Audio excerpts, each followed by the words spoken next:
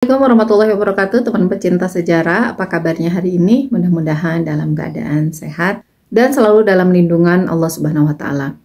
Teman pecinta sejarah, bertemu lagi dengan saya Anissa Amisani di program Bacain Sejarah dan masih di serial kronologi sejarah. Sebetulnya masih ada tahun 624 Masehi yang dari dunia Islam ya yang belum dibahas atau mungkin tidak terbahas, yaitu pernikahan Ali bin Abi Thalib dengan Fatimah Az-Zahra. Pertimbangan saya tidak membahas ini karena memang sudah ya di video-video sebelumnya membahas tentang pernikahan Ali bin Abi Thalib dengan Fatimah, juga bahkan dibahas juga tentang kehidupan Fatimah Az-Zahra dari sejak kecil hingga beliau dewasa. Jadi saya kira sudah tidak perlu dibahas lagi, tinggal balik lagi ke tahun kelahiran di mana Fatimah Az-Zahra lahir, dan sudah dibahas di situ ya biografi lengkap dari Fatimah Az-Zahra. Dan hari ini jadi kita masuk ke tahun 625 Masehi atau bertepatan dengan tahun 3 sampai tahun 4 Hijriah. Ada 5 peristiwa dari dalam dunia Islam dan ada 4 peristiwa penting yang datang dari luar dunia Islam. Dari dunia Islam yang pertama ada Ghazwah Uhud, dan pada ghazwah ini Quraisy mengalahkan kaum muslimin. Yang kedua ada pengusiran Bani Nadhir, salah satu komunitas Yahudi dari Madinah akibat berkhianat. Yang ketiga adalah pembantaian 70 orang muslim di Bir Maunah. Yang keempat adalah pernikahan Nabi SAW dengan Hafsah binti Umar radhiyallahu anha. Dan yang kelima adalah kelahiran Hasan bin Ali bin Abi Thalib. Kemudian 5 peristiwa yang datang dari luar dunia Islam adalah yang pertama, kegagalan serangan persekutuan Persia dan Afar terhadap Konstantinopel. Yang kedua, penarikan mundur pasukan Persia di utara Mesopotamia ke arah barat, seberang sungai Efrat. Dan yang ketiga adalah pengejaran pasukan Persia oleh Heraklius sambil membawa harta rampasan perang yang melimpah.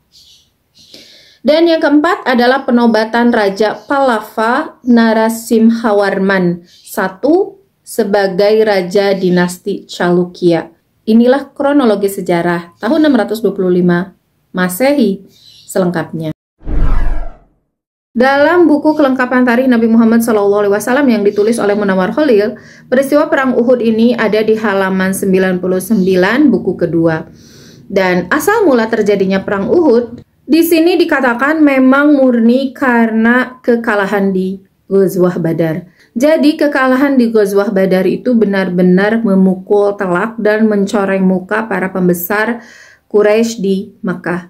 Mereka benar-benar merasa terpukul, mereka merasa malu, mereka merasa terhina, sehingga ada perasaan sebagaimana yang dikatakan oleh Sofwan bin Umayyah ya kepada sahabatnya, yang mengatakan bahwa orang-orang tidak ada hidup yang lebih baik setelah ini, setelah kematian para pembesar-pembesar Quraisy yang menjadi korban di Ghazwah Badar.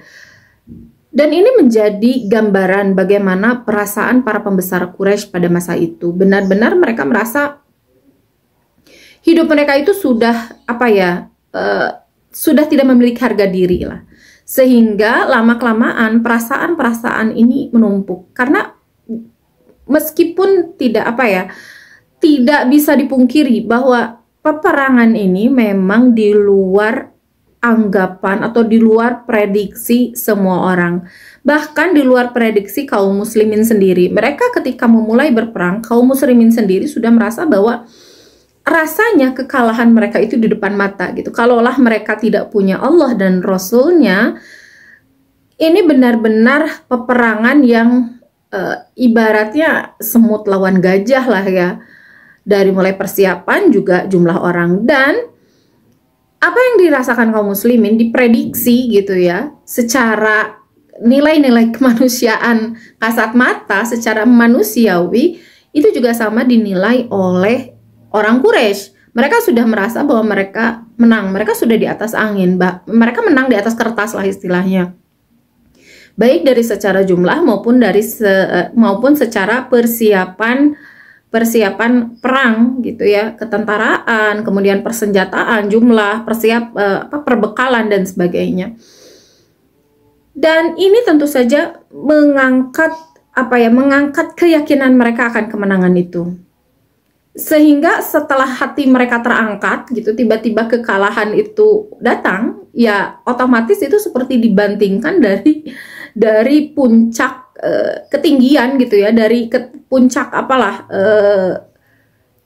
sehingga semakin tinggi ketika jatuh itu kan semakin sakit ya. Dan ini yang dirasakan oleh orang-orang Quraisy pada masa itu, bukan hanya para pembesarnya yang masih ada, tetapi juga masyarakat Quraisy. Jadi mereka tertekan dengan perasaan kekalahan itu ya.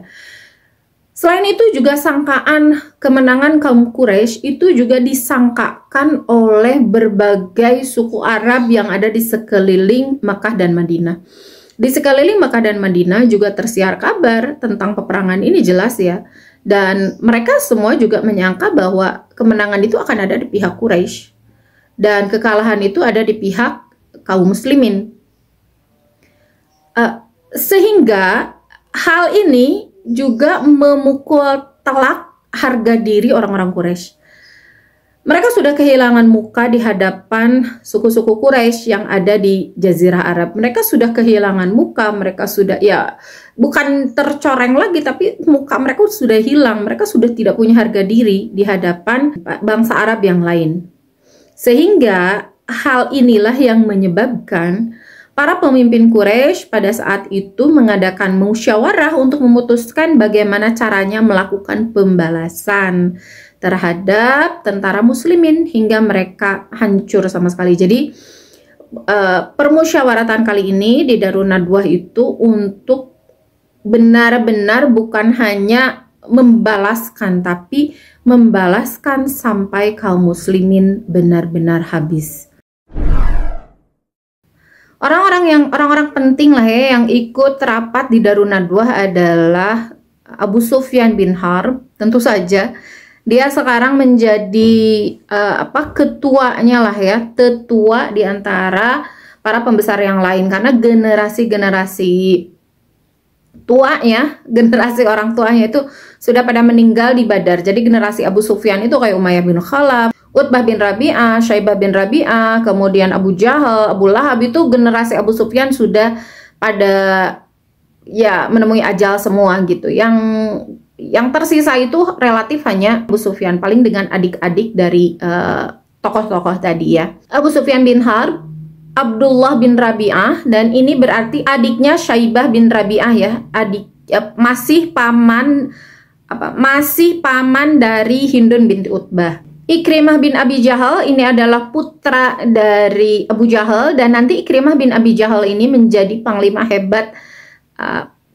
hebat kaum muslimin ya. Jadi akan masuk Islam dan menjadi sahabat yang luar biasa. Ikrimah bin Abi Jahal radhiyallahu anhu. Kemudian ada Sofwan bin Umayyah radhiyallahu anhu juga. Kelak akan masuk Islam. Ini anaknya Umayyah bin Khalaf. Kemudian ada Ubay bin Khalaf. Ubay bin Khalaf ini adalah adik dari Umayyah bin Khalaf atau paman dari Sofwan bin Umayyah ya. Kemudian ada Jubair bin Mut'im, ada Harith bin Hisham, kemudian Huwaid bin Abdul Uzza dan Ubay bin Khalaf. Jadi hampir semua ini sudah generasi kedua ya, sudah generasi adik-adik lah atau anak-anaknya dari generasi anak-anaknya dari pembesar-pembesar yang kemarin sepantaran dengan Abu Sufyan bin Harb. Dan ketika saya bilang sepantaran itu bukan berarti usianya sepantaran ya, tapi generasinya sepantaran. Dalam permusyawaratan ini banyak juga perempuan Quraisy yang didatangkan, dan ternyata tidak sedikit pula yang datang. Salah satunya adalah Hindun binti Utbah, yaitu istri dari Abu Sufyan sendiri. Setelah dibicarakan dengan semasak-masaknya dalam permusyawaratan itu, akhirnya diputuskan dengan sebulat-bulatnya keputusan sebagai berikut.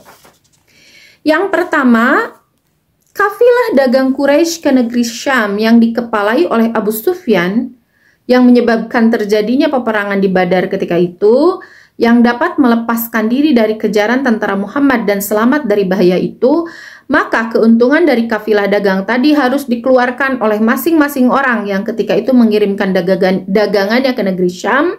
Kemudian keuntungan tadi dikumpulkan guna membalas memerangi Muhammad dan tentaranya, serta guna menghancurkan kota Madinah. Yang kedua adalah kabilah-kabilah Tihamah, Kinanah, dan lain-lainnya dari kabilah-kabilah Arab yang berdekatan dengan kota Mekah perlu diikat dengan perjanjian oleh kaum Quraisy, yakni kabilah-kabilah itu harus membantu barisan kaum Quraisy dengan sekuat-kuatnya guna memerangi Muhammad dan tentaranya.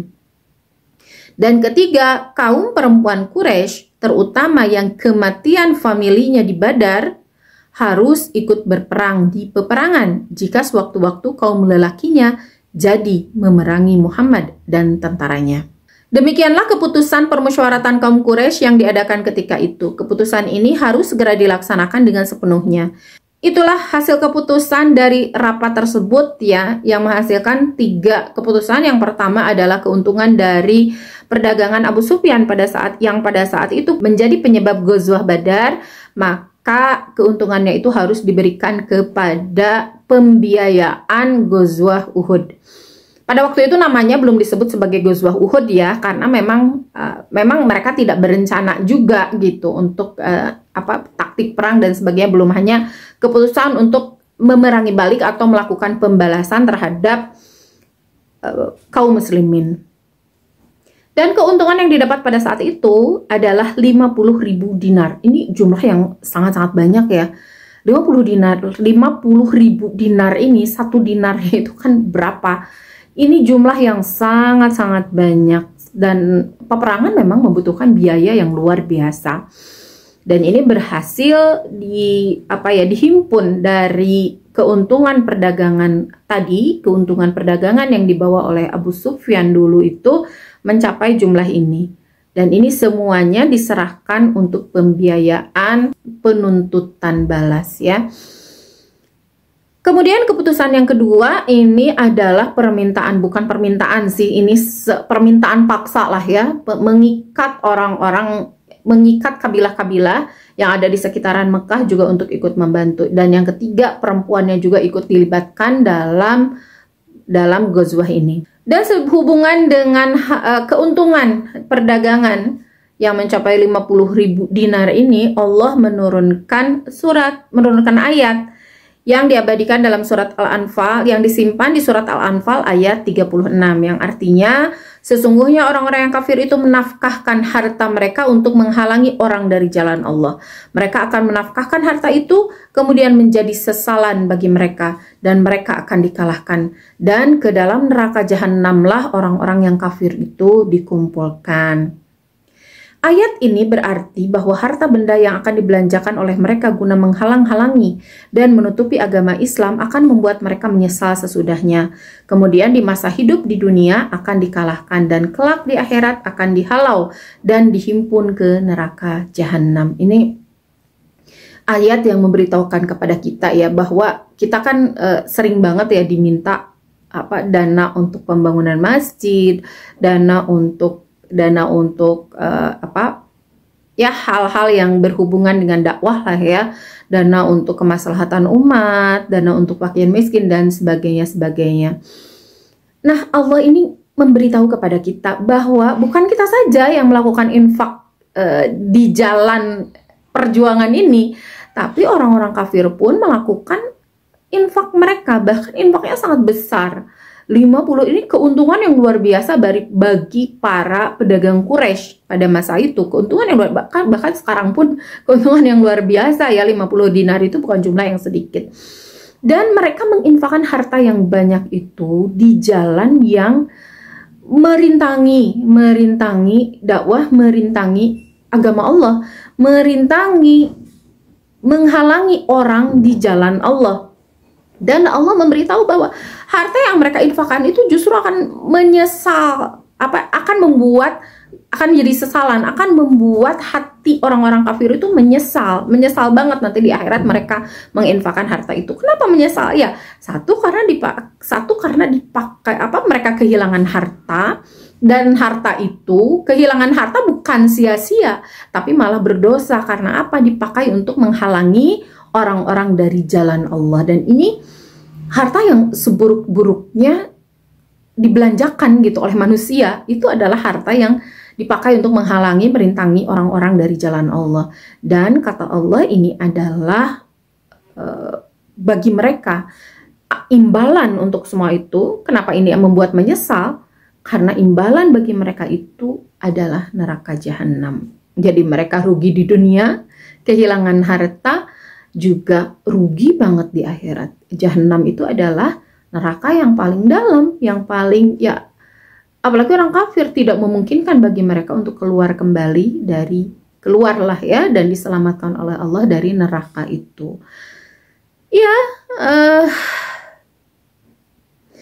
jadi bagi kita yang menyedekahkan harta, menginfakkan harta di jalan Allah dan memberi jalan kebaikan bagi orang-orang lain, melancarkan urusan orang dalam agama Allah, maka harta kita itu nggak sia-sia gitu. Jadi ini kebalikannya ya, kalau harta infak yang dilakukan oleh orang kafir itu bukan hanya sia-sia, tapi malah membawa mereka ke dalam neraka jahanam. Kalau sia-sia itu kan nol ya, tidak ada pahala, tidak ada ganjaran, tidak ada juga imbas keburukan bagi mereka. Tapi itu sia-sia, itu nol. Tetapi ini membawa keburukan dan membawa bahaya, ancaman bagi kehidupan mereka setelah kematian atau kehidupan akhirat. Dan kita kaum muslimin ini jelas-jelas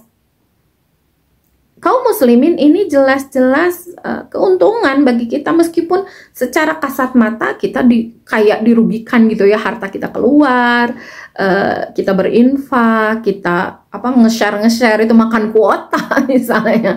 Kalau yang mau perhitungan ya, berinfak di jalan Allah ke orang miskin, ke orang fakir, ke yang sedang berjihad thalabul ilmi dan sebagainya, atau kepada yang sedang berjihad di Palestina, atau kepada korban kemanusiaan di Palestina. Kita secara kasat mata uang kita berkurang, harta kita berkurang, tetapi di hadapan Allah justru itulah harta yang nanti akan menyelamatkan kita di akhirat kelak. Jadi justru harta itulah yang akan menunggu kita nanti di surga, dan Allah ganti dengan ganti yang lebih baik, bukan hanya di surga nanti, tetapi Allah akan menggantikannya di mana? Di dunia dan di akhirat. Gitu ya. Jadi meskipun kita masih di dunia, kalau kita menginfakkan harta di jalan Allah, itu Allah akan ganti di dunianya juga, sudah diganti oleh Allah, apalagi ganjaran di akhirat. Itu lebih-lebih lagi. Jadi kebalikan banget ya, orang kafir dan orang muslim itu keuntungan dan kerugiannya jelas banget. Jadi kalau kita bagi seorang muslim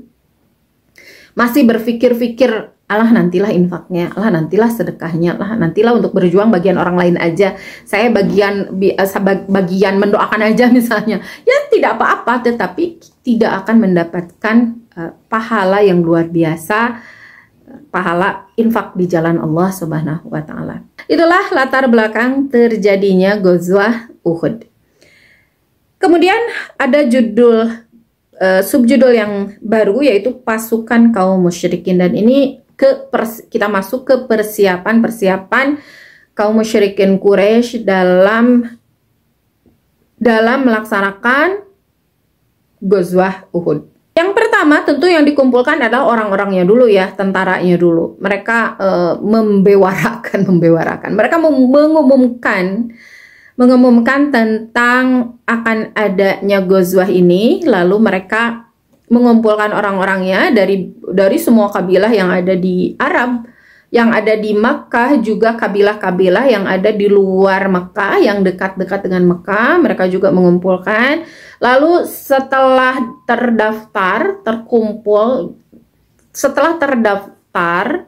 didaftar, maka terkumpullah 3.000 tentara, 3.000 pasukan. Wow, ini besar ya untuk sebuah kota Makkah, ini jumlah yang besar, jumlah yang banyak. Setelah orang-orangnya mereka juga mengumpulkan, jadi tadi yang sudah tersedia dana ya, dana sebanyak yang tersedia pertama adalah dana sebanyak 50.000 dinar. Kemudian orang-orangnya, tentaranya juga tentaranya juga terkumpul banyak, 30 3.000 orang tentara. Kemudian terkumpul juga kendaraan kuda dan onta itu sebanyak 200 jumlahnya. Jadi 3.000 itu, yang 3.000 itu ya 200-nya itu menggunakan kendaraan unta atau kuda. Dan itu bukan hanya kendaraannya saja ya, tetapi lengkap dengan alat perang yang ada di yang melengkapi kendaraan tersebut gitu. Kendaraan perang lah ya. Ini kudanya kuda perang dan onta perang ya. Ini jumlahnya 200, berarti dari 3.000 orang itu 200 bersenjata lengkap dengan kendaraannya. Kemudian ada juga 700 ini bersenjata lengkap dengan pakaian besi, baju besi ya, baju zirah. Baju zirahnya berjumlah 700 orang, berarti 200 tambah 700 yang berkendaraan lengkap itu 900 orang. Mereka bersenjata lengkap, 200 dengan kendaraannya juga. Dan untuk Ghazwah Uhud ini, kalau di Ghazwah Badar itu masih banyak pemimpin-pemimpin Quraisy yang ketinggalan ya. Tetapi di Ghazwah Uhud ini hampir tidak ada pemimpin-pemimpin Quraisy yang ketinggalan. Semuanya ikut. Termasuk di dalamnya adalah Sofwan bin Umayyah, kemudian Khalid bin Walid, ini adalah putra dari Walid bin Mughirah yang juga menemui ajal di Ghazwah Badar. Seluruh pasukannya, pasukan Ghazwah Uhud ini dipimpin oleh Abu Sufyan bin Harb. Kemudian budak-budak mereka pun disuruh oleh majikannya masing-masing supaya ikut serta menjadi anggota pasukan. Dan budak-budak ini dipimpin oleh Abu Amir Ar-Rahib. Jadi pimpinan secara keseluruhan adalah Abu Sufyan. Kemudian sayap para budak itu dipimpin oleh Amir bin Rahib. Kemudian para wanita Quraisy itu ada yang ikut 15 orang. Di antaranya adalah Hindun binti Utbah, Ummu Hakim. Ummu Hakim ini istri dari Ikrimah bin Abi Jahal. Kemudian Barzah bin Mas'ud, ini istrinya Sofwan bin Umayyah. Ada Fatimah binti Walid, ini istrinya Harith bin Hisham. Kemudian ada Baroqah bin Munabbih, ini istri dari Amr bin As. Amr bin As juga nanti akan jadi sahabat terkenal ya, radhiyallahu anhu. Dan hari ini pada waktu terjadinya Ghazwah, dia ikut sebagai pasukan kaum musyrikin. Para pemimpin dari kaum perempuan ini adalah tentu saja tidak lain dan tidak bukan Hindun binti Utbah. Teman pecinta sejarah, itu adalah akhir dari video hari ini. Insya Allah dilanjut di video berikutnya tentang persiapan kaum muslimin dalam menghadapi Ghazwah Uhud ini. Mudah-mudahan kita bisa mengambil hikmahnya dan bisa menerapkan hikmah itu ke dalam kehidupan kita sehari-hari. Dan mohon maaf atas kesalahan. Terima kasih sudah menyimak. Wassalamualaikum warahmatullahi wabarakatuh.